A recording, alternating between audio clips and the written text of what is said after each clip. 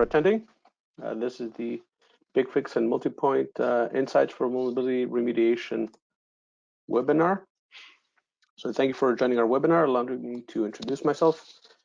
I'm Nikos Christakis from Multipoint. I'm based in Athens and responsible for the European countries in which we operate. We're running this webinar along with our vendor partner, HCL Bigfix. With us, we have Bret Lenmark from HCL, who's in the US. Good morning, Bret. Good morning, Nikos. Thanks for having me. Nice. So we have scheduled to run this webinar for around, 25 to 30 minutes. I will start off with giving a short introduction about Multipoint, and then Bret will take it from there. So Multipoint is a regional evaluated distributor with a focus on cybersecurity solutions, supporting our partners and customers with a team of over 19 people in pre-sales, services, engineers, and support. Our headquarters are in Israel, and we operate in the Eastern Mediterranean and Middle East, with presence in Israel, Greece, Cyprus, Dubai, Romania, Moldova, Malta, Serbia, and other countries. We now have a strategic partnership with Ingecom, another validated distributor based in Spain, who serves Spain, Italy, and Portugal, therefore expanding our services in the whole of Mediterranean. So yes, we do have a focus on cybersecurity solutions. Cybersecurity solutions touch all aspects of an organization's infrastructure. So we offer solutions which allow you to discover, manage, control, and protect your accounts, data, and infrastructure. No need to talk more about that because we're here to discuss about one specific but very important topic: how we can align security and operations teams and compress the time to remediate vulnerabilities. So this is where we have a great cooperation between two leading vendors, HCL Bigfix and Tenable. And yeah, Bret, I think that's time for you to take over. Sounds great, Nikos. Thanks for the introduction. And it's a true honor to be here a little bit early on the West Coast in North America, but at the same time, I'm very excited to be here with you for the reasons you cite. Is that the challenges of discovery and remediation have been very difficult up until recently. And the feedback I've got from my prospects, my customers, is we're solving some real world problems that up until now haven't been solved. So if you don't mind, what I'd like to do is share out a deck, and we'll walk through it. But please, if there's questions, feel free to use the chat feature here. And if I don't get to them, I'll get to them at the end. And if this is just to frame it up, a non-technical discussion, I do have an army of folk behind me who are steeped in the bits and the bytes and how to configure this in Linux and Swahili and in a country I can't spell. So with that, we'll begin. Looks like thank you for your panelist. And if that's coming through loud and clear, I'll take that permission to move forward. Does that look? Can you see my screen? Yes, I can see your bar also in notifications. Oh, okay. Maybe I should just swap displays here and get it down to. There you go. Is that any better? Okay, thanks for the other one. Thanks, Coach. Switch. You need to switch screens again. How about that? There you go. And then I'll move my bar if that's what you're commenting. Yeah. Thanks, Coach. All right. Later. Sure. A little bit about myself beyond what I've offered of my geography. I've been in cybersecurity for, gosh, I hate to tell you, but I think my first foray was in about 2004 or so with a couple of the major endpoint protection players that you'd know if you've been engaged in that market. It's been very exciting, primarily because the environment always changes. I never wake up and say, oh, ho hum, this is a boring environment. I'm going to battle the same old demons I did yesterday. And there's two reasons for that. When I look back over my career, what's really changed is, one, the threat environment, meaning we've always have something new to discuss, something new on the horizon, a new way for people who are trying to get to our data are affecting that end. So it keeps me on my toes. But the other big reason is because the way we access our data is constantly changing. When we think about I think about back in the day when I had actually a server in my back room, and they were hard connected to my endpoints, which were numbered about a dozen. That was pretty simple. I just had to make sure the server was locked up and kept clean and kept dust free. But with the advent of new ways to get to our information with, you know, things we take for granted like mobile, like cloud, like IoT, it causes my job to be, the complexity makes things very interesting. So with that, what we're here to talk about today is a new partnership called Insights for Vulnerability Remediation. And the reason we developed this partnership is because we were hearing from our customers, they were crying out for assistance in narrowing the gap between a discovery of that remediation and the actual remediation. They were finding that it was far too long and that attack surface was open for far too many days and months often. So when you hear Nikos talking about discovery and management and control and protection, that's exactly what this this solution is designed to do, is assist with that. And you can measure that and by looking at the time between discovery and remediation. You can look at before and after. So with that, that kind of sets the stage for where I'm at, what we're going to talk about here today. Again, if I don't know it, I've got an army of folk behind me who do, so don't be shy with the questions.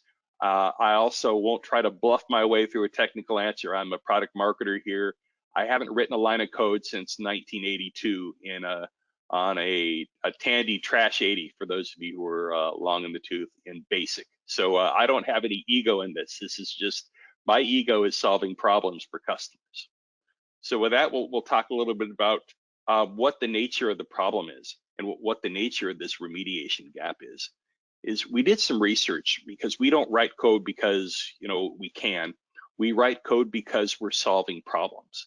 And what we found, a couple of sources, Tenable is one who's been a great partner with us.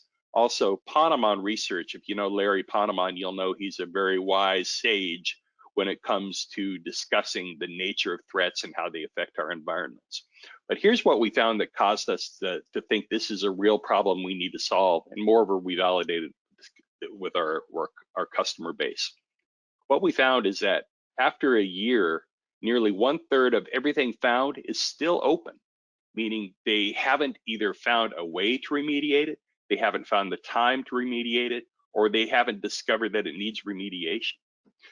Further, even after that year, 25% are never remediated. So these go on, and they make that attack surface wide open. And that makes, what that means to end users is you're vulnerable for things like ransomware, for things like malware, for things like keyloggers, things that we all know and read about in the news every day that causes us to wonder, are we going to be the next victim? Let's talk a little bit about the last two data points from this really speaks to the risk management piece, which is really the language of CISOs. So the first piece is, I tend to cite when I'm talking to an administrator who's really chartered with determining what vulnerabilities I need to address today and what I can do tomorrow. The last piece really speaks to how the management, the language of senior level management, which is risk management. And what we learned is that there's a distinct lack of confidence, or what my colleagues call the insecurity of security, whereby only half of our leadership is convinced that all vulnerabilities are remediated and remediated quickly. Lastly, kind of pointing the arrow back at what we can do from a Bigfix standpoint, is that leadership is not convinced that when a simple thing like a patch is issued, that it is applied properly and universally across the environment. So these are the main drivers that we found that were causing us to say, this is a real problem that we need to solve for our customers. It's ongoing and no solution exists to do this.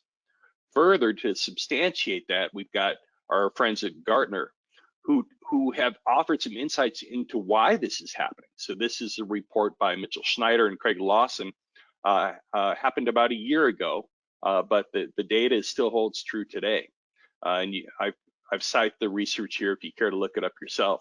But a couple of bullet points that really struck out to me as to why this is so difficult. We all know this is a challenge. Why is this continue to be a challenge? The first we talked about a little bit earlier, the nature and the sheer volume of the vulnerabilities are expanding exponentially. And I think we know that. I think that's why we're here, is because it's a dynamic business. There is no shortage to ways that folks wishing to get access to our data that shouldn't have access to our data or to do us damage are getting to our information. Secondly, a lot of the administrators I talk to are just trying to figure out what they need to do before 5 o'clock today in order to avoid getting fired. Meaning, what are the most dangerous and nasty threats that I need to attack today? Because they only have so many hours in the day, 8, 10, 12 hours. They don't like working weekends, just like I don't like working weekends, but sometimes when a threat happens, they have to. And they need to know what they need to do today and what they can put off till tomorrow or later in the week. We all know that patching can be disruptive. That's why we do it at 2 in the morning local time, when we're not actively using our data and engaging our servers. The last piece here is more, it's really a unique solution in that typically the security and the operations teams are oftentimes not even in the same building. They have 2 different charters. The security team is chartered with protecting the most precious asset that a company has. It's their information. If you're Coca-Cola, it's the formula to how you're going to make your soft drink. If you're Boeing, it's your proprietary information that's going to keep you in business. Your operations team is measured differently. They're measured by typically uptime. I know every Friday afternoon I get a report from my operations team stating exactly how many hours they were able to guarantee access to my information. And those objectives are often at odds. I think what you'll find when we're done with this presentation is that for the first time, you'll see a unification toward common objectives for these 2 teams.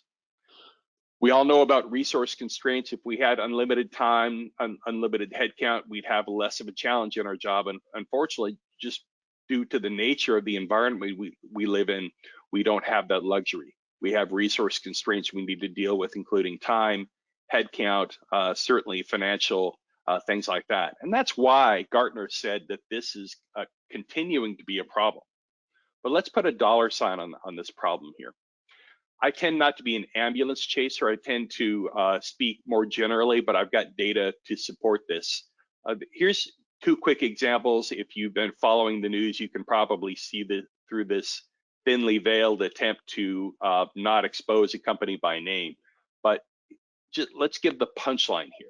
What we found on the left was that there is a security team and an operations team working together more in series than in parallel. And what they found is that, and we'll show you what this looks like here in a moment, is that the security team would scan, then they'd make a list of all the pieces that need to be remediated. They'd send it down to the ops team, and they would start resolving the discrepancy. And that would take about 45 days. And we'll talk about the reasons for that. But as you can imagine, in order to implement the right patch, to get the right security solution out there, you have to do some research. You have to make sure that you're having the latest and best patch you're offering, and not just one that was the first one you came across. What they found is that they were playing leapfrog. And by that, I mean, it was about a 45-day sync between discovery and remediation. And they were crying out for help and stating, we can't, as a financial institution, as a pharmaceutical manufacturer, we can't go to our shareholders and state we have a 45-day time period of being open for abuse, for mismanagement, for threats to be pervasive within the environment.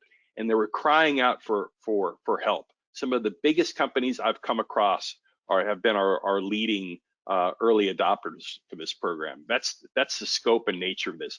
And that's why when you call the CISO, these doors get opened and these calls get answered. It's not just a problem that's making up, it's a real problem with real dollars. The second piece I'll point out was something that I'd never seen before. This is a credit rating institution. Again, not trying to chase ambulances here, but the point with this story is a similar setup in that the unpatched and misconfigured servers were discovered far too late, and there was far too many days and weeks, and in this case months, a 2-month gap between discovery and patching, with real records of real personal identifiable information being exposed. And the numbers that I've read are roughly it was 40% of every United States citizen, and I recognize this is a global audience, so you can extrapolate as well. But 40% of all personal identifiable information within that credit rating institution were at risk for mismanagement, for abuse, for even sale on the black market. The end result was that the entire C-suite, not just the CISO, not just the COO, the entire C-suite was dismissed because of the cost that it mandated to clean it up. We're talking billion with a B in US dollars. And then also, as you can imagine, if you were, there's plenty of folks that want to get on the litigious bandwagon and start filing lawsuits. The consumer claims added up to 1.3 billion. Again, all this to state that this is real problems with real teeth that cause, that my constituency has been crying out for a solution. I'll pause here and see if there's any questions, because now we're going to, I think you understand the nature of the challenge here. I just wanted to quantify it for you and give you some research. We're going to shift forward looking into the solution now, if that makes sense. Again, feel free to use the chat and I'll do my best to monitor that as we move forward. So on April 6th of this year, the day before my birthday, we introduced and launched Bigfix Insights for Vulnerability Remediation. Really, we're talking about two primary value propositions. It's very easy to think about because if you understand the nature of the challenges, you can see what the obvious solution would be to reduce that gap between discovery and remediation. And that's exactly what we've done here. And the way that looks is, as I mentioned before, for the first time, unifying security and operations. Those teams that had different objectives in the past are now unified toward securing the endpoints and the data, and to ensure that the uptime is there as to how the ops team is measured, but also to make sure that you're only allowing access to the people who need it, not people who want to do you ill and harm. And the short story is really compressing that time, as I mentioned before, between the discovery of that vulnerability to the remediation, so that you can rest assured at night to know that your data is secure and you're not wondering, which do I need to patch and what's the most urgent need I have. This does it with you in an automated fashion. And I think that's the operative term, is if we had unlimited time and hours, we'd do it ourselves. But really in a solution or in an environment whereby the threats are propagating so fast, we need to figure out a way to do it in an automated fashion to stretch our staff to make sure that we can achieve our objectives. The top piece is kind of the end result, but it really speaks to what the CISO is looking for. It's risk mitigation. We're reducing that attack surface by eliminating the vulnerabilities faster. If instead of having 4 to 6 weeks, oftentimes 4 to 6 months for having those threats of, running around in your environment, if you're doing it in hours and days, you're really reducing that attack surface. And that's measurable, and that's something that a CISO will put on the top of his priority list. That's why it's important to understand what problems these are solving, the nature of it, and to be able to speak that language of risk when you talk to your senior level executives. So let's talk about what this looks like from a day-to-day standpoint, working with from an administrator's point of view. As Nikos mentioned before, really the discovery and the management, the controlling and the protecting is what this slide will show here, is what this looks like in the day in the life of the administrator. So we hinted at this before, but let's just build it out graphically. The security analyst does his job. He scans his environment and he sends that list to the IT ops team. And that list I've seen before in many forms, anywhere from the back of the napkin, hey, make sure you patch this system. This is an operating system on an old working environment we've got in a production facility that maybe has an old OS. Make sure you do that. You know, it's kind of a, oh, by the way message, where you need to, I've seen messages as simple as that, but typically they come in the form of a spreadsheet, where we're not talking dozens or hundreds, but oftentimes thousands of lines of systems and different OSs, different patches required that are sent to these operations teams. The ops team then has to research, because they can't just find a patch and apply it in a manual fashion, because there's so many, and because that they need to make sure that the latest patch is applied and not just the one they found first. They have to research each vulnerability, update the spreadsheet, and to quantify it, we're talking, you know, 10,000 to 1 million vulnerabilities in a typical environment, which means for each of these, or for the team in total, 20 to 100 hours per month. So lots of time just getting to the point where they can apply the solution. At that point, then they've got to figure out how to manually deploy these packages. I've seen thumb drives distributed. I've seen people traveling to remote places to apply the solution when telecommunications wasn't an operative solution. And at the end of the day, that's where those weeks and months time frame comes in, is when you look at how this was done in the past. This was a very manual process. It was very it wasn't risk aligned because there was a human element involved in each of these phases. So how can we remove the risk? How can we shrink that remediation gap between discovery and remediation from weeks and months down to something manageable? All right, that's what it looked like, and that was the nature of the problem. Let's talk about what is and what can be. With Bigfix Insights for Vulnerability Remediation, we still have the same process where the security analyst scans the network. He then does send that information to IT operations, but it's done in a very automated way, where it's all done in an automated process, no manual process, no back of napkins, no thousands of lines of spreadsheet code to discuss, to validate, to prioritize, to correlate. It's all done automatedly, which extends the reach of your staff.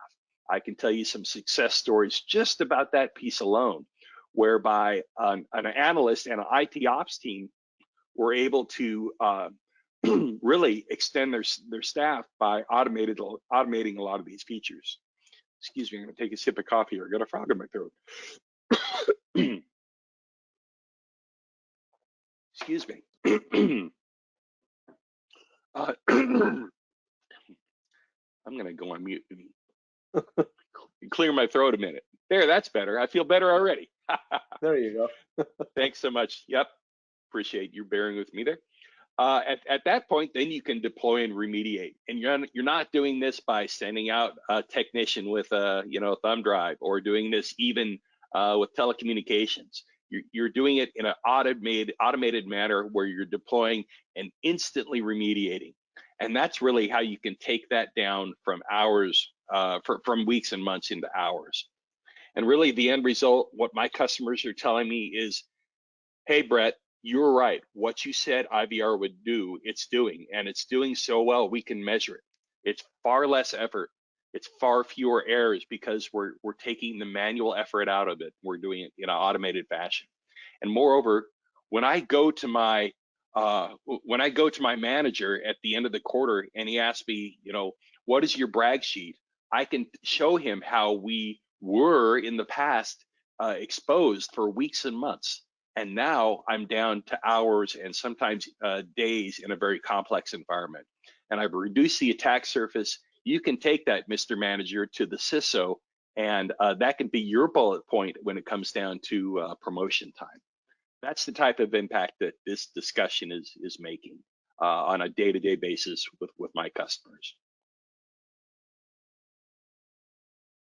All right. So let's take a look at what it looks like from an automated fashion. This is as technical as I'm going to get. So if this looks a little techy, forgive the flow chart. But really, the end result here is when you automate this, when you're able to do it without human manual mistake-prone intervention, what we're finding is there's in a typical environment, to process roughly 1,000 vulnerabilities, it's almost a week's worth of work. It's 33 hours is what we found. Your mileage may vary, but probably not by much. And we try to be very conservative in here. As a marketeer, I like to over deliver on an under promise, meaning in 6 months when I talk to my customer again, I want to, he's going to come back and say, no, it was more like we saved 45 or 60 hours. And the reason for that was because we've got a disparate environment, or we've got Linux systems, or we've got systems in a different geography that really saved us even more time. So this is a very conservative number of 33 hours per 1,000 vulnerabilities. What we're talking here is taking that down to minutes. And I would invite you really to take a look at this with your customer in their environment. Let's do a demonstration with Tenable or Qualys together, and let's show you how this looks in a customer environment, in your environment, in your lab, or even a small series of production servers, endpoints, and I'm sure you'll find the same. I'll open, before I close this down and get the questions here, I'll open this up a bit. This is actually a screen capture from one of our partners, Tenable, and when I talk with administrators, people who are chartered with making sure that access to systems is wide open and flowing, and that they can make sure that when an audit comes next week, that they can go to the auditor and state, yes, we are compliant, and these machines have been patched to this level, and they meet PCI DSS or HIPAA and high-tech type requirements. This is the type of screen that they use to get there. And really what it's just showing is a quick, it answers this question: what do I need to do first?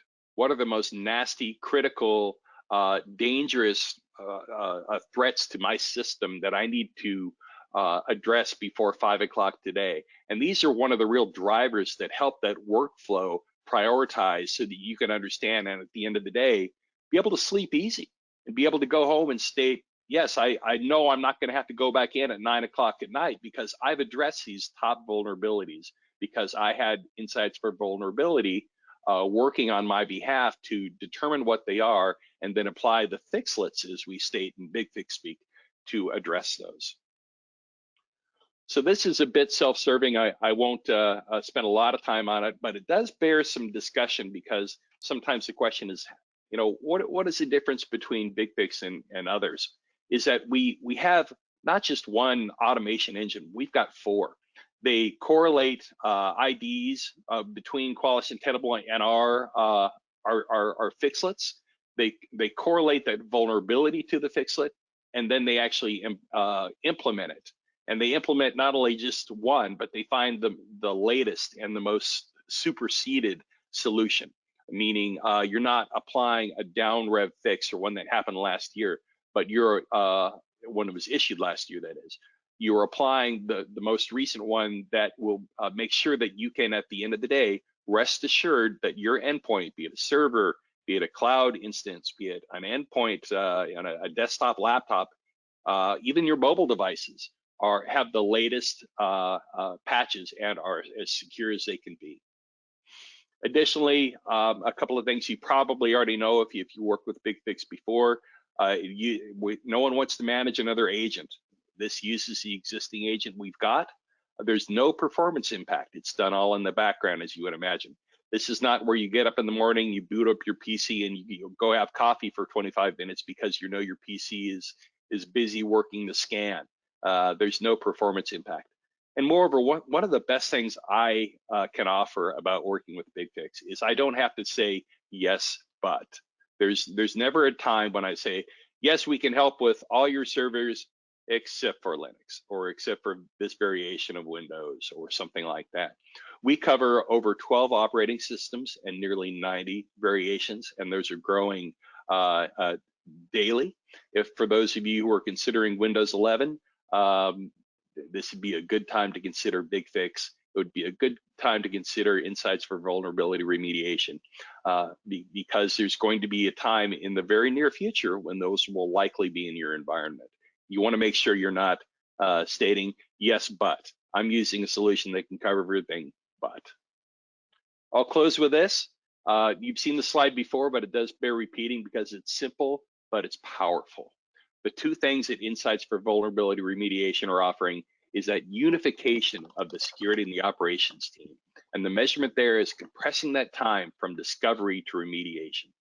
And lastly, when you're talking to your CISO, when you're having that crucial conversation about risk mitigation, it's easy to discuss with him or her about how this actually reduces that attack surface. It's a very simple conversation, but it's very compelling.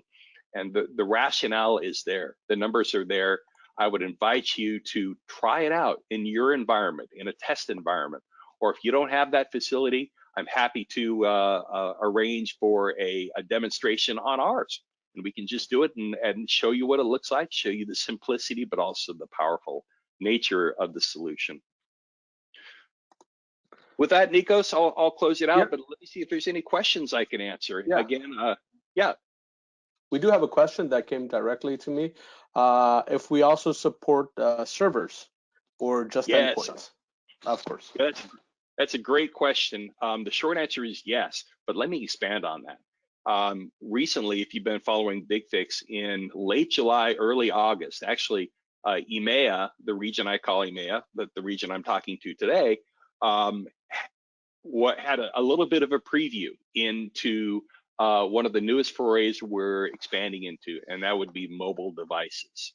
So the short answer is, not only do we cover servers and cloud instances, I would say by extension, obviously your PCs, your Macs, but now we also cover mobile devices, which are an entirely new way because of the way that mobile devices are architected, including things like tablets. We also cover those. So it's not a yes, but it's a yes, and.